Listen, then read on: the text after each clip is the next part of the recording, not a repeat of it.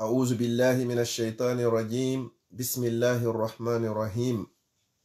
الحمد لله على نعمة الإسلام وكفى بها من نعمة، ثم الصلاة والسلام على المبعوث رحمة للعالمين محمد بن عبد الله وعلى آله وأصحابه ومن تبعهم بإحسان إلى يوم الدين. أما بعد، السلام عليكم ورحمة الله وبركاته. مسيب جلبة تدو بتدر بالإسلام ɓawen yettude Allah o bajjo seniɗo wawɗo mo ronkata wi'eteɗo Allah, taguɗo en waɗi en bani Adam, o suɓani en l'islam, o waɗi en e mofte ɓurɗe moƴƴude e moftaje, mofte Muhammadu sallallahu alayhi wa alihi wa sahbihi wa sallam. O arsiki en jibineɗe nder l'islam e lawol l'islam. Iɗen juula e ɓurnaɗo tagi e fonko Muhammadu sallallahu alayhi wa sallam, kanko e ɓen wure makko e dendagal sahabaɓe makko. Du'ano mawɓe meɗen wuruɓe e fatiɓe. Ɓawo ɗum ɗo musidɗo moɗon ka dina e ka enɗam Abdallah Diallo Brixel salmini on salminago l'islam, salminago yimɓe aljanna ka aljanna. Yo Allah waɗan on fu moɗon jiyaɓe yimɓe aljanna. Ɓawo ɗum ɗo musidɓe julɓe tedduɓe, mi falete andintinde hoore an, andintina onon musidɓe fu wonɓe lan darude e satiɓe daroy golla. Hiɗen e hande 14 saburdu sumaye. Jango e ala ɗum hawrondiray le 25 mois de février 2024, hawrondiray ko le 15 ko ɗum woni 15 saburdu sumaye. Haray en luttiraɗo ɓuri jonte ɗiɗi ɗo yo sumaye arde. Joni non musidɓe julɓe tedduɓe, kon mi falete andintinde ɗo ko ɓe innata kon ka haala meɗen mono andi hirande muɗum ko ɗeɗɗere no alansara on heewiri haray ko yo laafu dande nden. Ma ɓe inna mo mara gonɗi ko law fuɗɗoto ɓiññugol, fiiɗo yo hewtu ka wulle hara kanko kadi o heɓi seeɗa. Kono ko adimi natande yewtere ko mi fallete yewtugol kon, mi fewtay Allah subhanahu wa ta'ala o ɓantuɗo ɗi kammuli, o weƴƴiti ndi leydi, o tagi yimɓe, o tagi jinna, o tagi malaika, o tagi kulle, o tagi bani adama, o tagi kala ko tagako. Tororen mo inɗe makko ɗen fo e sifaji makko e inde makko ɓurde mawnude. Tawata si o tororama nde o jaboray, hiɗen toro Allah subhanahu wa ta'ala yo Allah okku en battane moƴƴo. Hiɗen tororamo ɗum ɗo, yo Allah okku en timmode labande. Hiɗen tororamo ɗe inɗe makko ɗo, yo Allah okku en aljanna. Hiɗen tororamo ɗe inɗe makko ɗo, yo Allah dandu en yiite. Hiɗen toror makko ɗe inɗe ɗo, yo Allah wurnan en zurriyaji ɗi waɗa barki e majji. Hiɗen tororamo ɗe inɗe makko ɗo, ɓe zurriya mum fewiɓe yo Allah tabintin. Ɓe zurriyaji mum ɓoyliɗin yo Allah fewnanɓe. Marɓe jamɓe ɓuttu ka galleji yo Allah honduminanɓe. Marɓe sonja e sohla e andeji e ɓittendeji e sonja ko wawi ittude wo ko Allah yo Allah ittanɓe. Ɓe Allah arsiki jawle ɓen yo Allah reyno ɓe hiwa, ɓe hiwanaɓe, waɗanaɓe barki e muɗum. Ɓe Allah okkorari ɓen yo Allah okkorɓe ko laaɓi, ko ɗuuɗi, ko dagi, ko waɗa barki. Marɓe kaydiji ɓen yo Allah waɗuɗi nafirɗi rewirɗi Allah. Ɓe jogaki ɓen kadi yo Allah okkorɓe kaydiji wonduɗi nafa e barki sabu teddugo ndu lewru summaye. Ɓe musidɓe meɗen fow kaɓe woniri wo e hoore laawi ɗin, wonirɓe Maroc, wonirɓe Tunisie, wonirɓe Libye, wonirɓe Algérie, kala ka ɓe woniri ha hewtini Karagua to Mexique, kala ka musidɗo meɗen woniri e hoore laawol. Himo faala lumbugol, ala wawɗo mo lumbinde, yo Allah lumbinɓe e hoore jamɓe kisiye, wano lumbinirno annabi Musa e bani Israila non kamayo. Yo Allah danduɓe kala sonjako woni e sete yagal. Si ɓe lumbi kadi yo Allah moƴƴinanoy ɓe wonundeji ɗin ka ɓe woni e yahude ton, okkora ɓe kaydiji e wonduɗi nafa e barki, okkora ɓe jawdi laaɓuni ɗuɗundi dagindi waɗandi barki. Mi turiki Allah sabu tebdugol o jemma 15 ɗo saburdu sumaye 2024. yo Allah okkoren lamɓe fewɓe nunɗuɓe huloɓe Allah, addana en jamɓe ɓuttuga leydi meɗen lagine, wondugol e dendagal leyɗe ɗen fop ya rabbal alamin. Enen kadi Allah waɗi en lamatiri fewni nunɗudi hulowdi Allah, moƴƴinanayi ɗo moƴƴinanayi ka meɗen. Allah men torikima wurnu men ha kaɗan gurna moƴƴani men. Allah nyande tawata andi ko laakara woni ko moƴƴani men. Allah mi torikima ƴetti tupittali amen nden nyande. Ɓawo ɗum ɗo musidɓe julɓe tedduɓe, ko enen yo musidɓe julɓe tedduɓe ɓe Allah waɗi julɓe. Sumaye ɓadike fewnoɗo mo be fuɗɗike miijitade, maapotoɓe fuɗɗike maapade, ko honto heɓata ko horira lewru sumaye. Onon musidɓe julɓe tedduɓe ɓe Allah subhanahu wa ta'ala on yanyani feere ɓe Allahu on okkori. Onon ɓe Allahu on yanyani feere ɓe Allahu on ɓurni e dow woɓɓe. Onon ɓe Allahu on yanyani feere okkori ko tawata woɓɓe go heɓari. Na sabu ngari mon, wona sabu dambe moɗon, wona sabu jaahu moɗon, ko dokkal Allah. Zalika fadlullahi yu'tihi man yasha. Heɓugol jawdi ko ɓural Allah himo okka ɗum kala mo on muyani. Onon ɓe Allah okkori, mi toranike on Allah yo Allah reeni on hiwa on dandana on jawle moɗon. On fuu mi torori on li wajhillah fi Allah. Wata goto ronku e musidal moɗon ko huntora. Wata goto ronku ko horira. Ƴette ɗe jawle ɗe Allah subhanahu wa ta'ala arsiki on, waɗon ɗe e laawol makko kanko Allah. So on ƴettiɗi o dépensiɗe fi Allah. So on ƴetti jawdi mon ndin on huntini horuɓe. So on ƴetti jawdi mon ndin on horini ɓe falanoka horugol sabu angal ko nyama. On ƴetti jawle mon nden on huntani miskin e alyatima e rewɓe ɓe modiɓɓe mum maayi acci tawata ala ko danko. Allah lontinanayi on. Allah noddi on ka Qur'ana o wi'i on, wama anfaqtum, won wo ko sakki ɗon ko dépensu ɗon e jawle, fa huwa yukhlifu. Allah lontinanayi on. Wallahi summa wallahi wa bi rabbil Ka'aba, mi wondiri on Allahjo bajjo goto.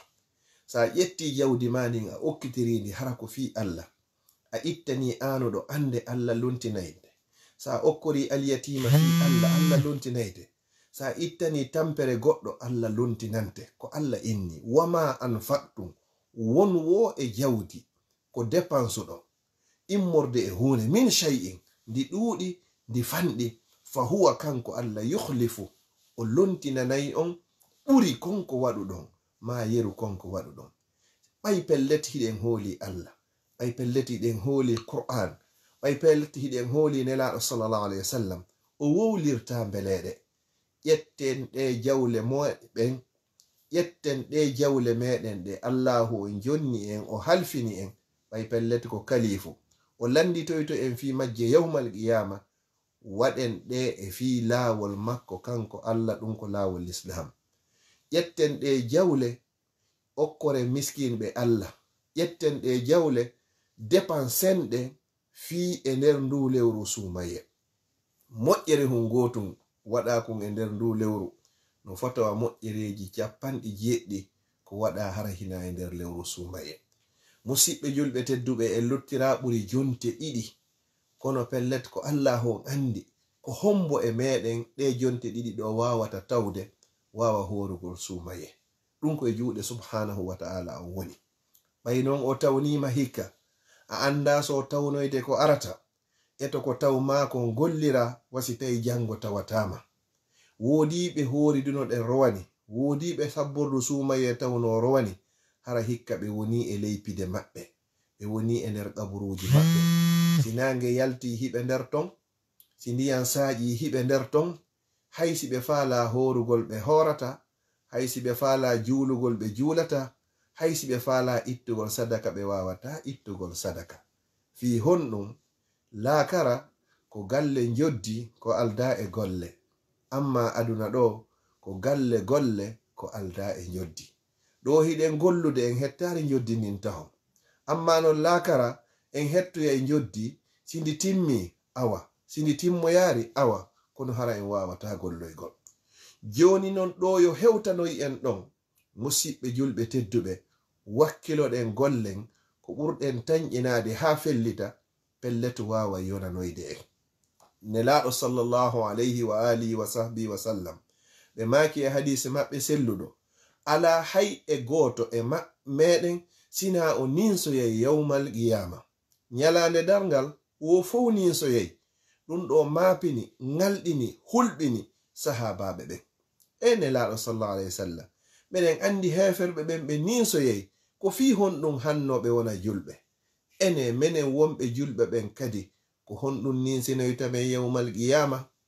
nelaɗo sallallahu alaihi wasallam ɓe maki si Allah jonni to yima moƴƴere nde waɗunoɗa, mbuɗu goto mo ittunoɗa sadaka, nafakka goto mo okkornoɗa welaɗo, pantalon goto ma dolokun gotum kun holtinnoɗa holɗo, kongol gotol moƴƴol ngol wolannoɗa siɗɗo maɗa, hajuhun gotum kun huntannoɗa siɗɗo ma, ko surrunoɗa musiɗɗo ma. O jonni to yima joddi golle maɗen, a ninsai ngata hondu, inna jomi jaka simiɗo anduno mi waɗayno ɓuri ɗum ɗo. Ndari golle hun to sokun kummi golluno, ndari joddi ɗuɗuni di Allahu on yoɓilam. Ko ɗum Allah subhanahu wa ta'ala on o ewni en ka deftere makko o dali man jaa bil hasanati, kala on ardoyɗa ka Allah ton e moƴƴere hun gotum pet, falahu ashru amthaliha, haray himo mari sappo sifa kunno. Ennero goto 1000 francs goto o yoɓa ma ɗum 10 euro, o yoɓa ma ɗum 10 000 francs sab gotum pet. Itta 100 euro o yoɓoyama 1000 euro, itta 1000 euro o yoɓoyama 100 000 euro. Ko mari sifa ndi joddi ɗo wo ko o wiyeteɗo Allah. Ad-dunya daru amalin bila jaza, wal akhira daru jazain bila amal. Aduna ko golle ko alda e joddi, lakara ko galle joddi ko alda e golle. Musidɓe julɓe tedduɓe, mo be meɗen yo eɓɓan heblo, inchallah mi marata jawdi andin miskinɓe ɓen hino ronki ko huntora e lewru sumaye. Inchallah mi marata jawdi andin miskinɓe ɓen tampuɓen hino ronki ko huntora ma ko horira, ma ɓe hino ronki ko ɓorno nyande julde. Mi marata jawdi andin ɓe ronka nyamugol tewu, ɓe haara, ɓe holta, ɓe iwa ko ɓe holi kon, hay si tawi ko fi e sumaye on ton. Musidɓe julɓe tedduɓe, anditen maku nelaɗo sallallahu alayhi wa sallam ka ɓe maki kala jawdi ndi heɓuɗa, ndi ɗuɗi ndi fanɗi, ndi laaɓi ndi dagi, laaɓi laaɓa, yawmal qiyamati ndeya teppere ma tawoyta ndeya teppere, ha Allah landora ma fi jawdi maɗin mbuɗu mbuɗu, ko honto ndi heɓi mbuɗu mbuɗu, ko honto ndi depansa mbuɗu mbuɗu. Ɗum ɗo fof Allah landoytoma. Ko ɗum si Allah subhanahu wa ta'ala o dali innama nutimukum liwajhillah, ko min woni nyamminande on ko fi Allah, la nuridu minkum, min falaka e juuɗe moɗon jaza'an joddi, wala shukuran, wona hay weltanede. Joddi nin ko min fala kaka Allah, weltanede nen ko min fala kaka Allah. Koko Allah yoɓay mako woni ko yonata, ko ɗum woni ko nafata. Koko Allah weltanto makon, ko ɗum woni ko yonata, ko ɗum woni ko nafata. Ko weltodiran ɗe wo hakkundeji meɗen. Si Allah weltanaki en hara e hunde nafari. Ko en weltodiranari wo hakkundeji meɗen, si Allah weltaniki en, ko ɗum ɗo woni ko nafata. Miɗo toro Allah yo Allah o weltano en. Heblano ɗen sumaye on hattirde heblagol, mi ittanayi welaɓe heege. Heblano ɗen sumaye on, miɗo hari e nder bakkatuji, mi fillitota ko ɗinɗon. Heblano ɗen sumaye on, kawtal angal fop ɓe heɓay ko ɓe huntora. Heblano ɗen sumaye on, miskinɓe ɓen e alyatima ɓen fop ɓe heɓay coñci kesi. Alyatima no heewi hara e yejjitari fi ɓe kindiya, tawata alyatima ka woni ɓuri 150. Nene ala, baba ala, ma hara goɗɗum en mum hino woodi, kono hay hunde ala ko kipi. Ƴetta hoore ma waɗa place ɓe, anda an kadi hiɗa wawi walade maya, acca alyatima hoy. Ko goɗɗo Allah wawata wurtude fi ko dankanoma. Ɓaynon an kadi hiɗa wuuri fewndo ɗo, a yi'i goɗɗo mo Allah on yettiti e hoore ɓikkoy muɗum, dankano on ɗon, inchallahu Allah kadi ittoye goɗɗo ko dankanoma. Ka angal juutingol on faami ko mi faami kon. So yi'i wanowa ka meɗen Madina, hara goɗɗo hino iwa Madina hino doga fi huntoyagol kosa, ma huntoyagol symfonia, ma taransis to fi oto hino satta, ko ɓay ala ko nyame ka nokko. Si tawi juulirde be hara hino huntinde, ka yawɗa wo a nyamay ha hara, nafa a hawjata hewtitoygol, si wona hara ko fi tum hunto dagol e ɓe ngure nden. Haray non ɓawo ɗum ɗo naɓugol sadakaji ɗin ka yaasi, alyatimaɓe ɓen, miskinɓe ɓen e kala okkorteɓe, haray ko fabda biman ta'ul, haray taw ko ya fuɗɗo ɓey ngure ma nen taho. yo ɓe ngure mande yo ɓe nyamu ɓe yonna, yo ɓe ngure mande yo ɓe holtu wata ɓe ɓitto, yo ɓe andu kamɓe kadi lewru sumaye ndun ari yo changement waɗu seeɗa fuɗɗora ɓen ɗon ara ɓurɓe ɓadade ɓen e ɓurɓe ɓadade ɓen fal aqrabu no ɓadodira non arana kawtal ngal musidal ngal bolonda on tolodal ngal siɓɓe ɓen yiɓɓe ɓen julɓe Allah ɓen fow mo be ka wawɗa ittugol. mi toriki Allah yo Allah arsiko en ko itten kon sen heɓi ko ittete kon yo Allah suusin en ittugol ngol, so suusini en ittugol ngol yo Allah waɗu hara ko fi Allah woni ko ittete sen ittiri kadi fi Allah yo Allah hon jaɓan en, si o jaɓani en kadi yo Allah hon arsiku en bonnugol ngol, so arsiki en ɗum ɗon kadi yo Allah maran en ha nyande tawoyɗenmo sen tawoyimo kadi en toromo yo yoɓɓu en ko ɓuri moƴƴude e joddi wata waɗo e joddi meɗen ndin siwana naata e aljanna e dandede yiite jahannama e hoɗi doygol e nelaɗo sallallahu alayhi wa sallam ka aljanna makko ɓurɗo towude ɗum ko jannatul firdausil a'la.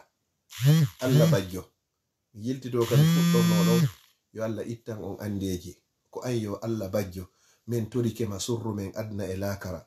Allah bajjo mo mara ɗimmo mo mara tokora mo tawata sifa muɗum wo ala ko jiyaɓe ma lo'uɓe fofuɓe bonnayɓe ma bimbi e kikiɗe jemma e nyalorma no londi bakkatuji janiwo to sokiwo suuɗiɗiwo feeñuɗiɗiwo ko andi fimu e ko anda fimu ko tewa e ko hawra ko wawi yafade ɗum ɗo fop watta ɗum ɗo fop haba an mansura wayla ɗum ɗo fop watta ko moƴƴi ko an petta Allah.